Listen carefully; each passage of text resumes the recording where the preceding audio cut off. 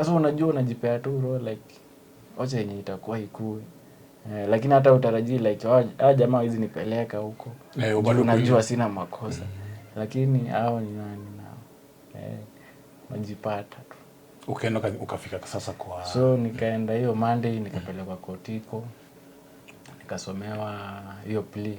Inaitwa plea, nikasomewa plea like iko hivi, imefanya hivi na hivi. Hata nikachanganyikiwa. Nashindwa sasa. My first very first day kuingia kotiko. Sasa mimi ndio huyo hata watu wamejaa na tunashindwa sasa hii ni gani. Somewa hapo mimi nikanyamaza mara ya kwanza. Walisema kama mara 3. Tena wakasoma tena nikanyamaza. Mara ya 3 wakasoma nikasema hata sikii. Wakasoma tena sana nikasema hapana. Kwanza mara ya 3 walisoma hasa kesi ya mtu mwingine.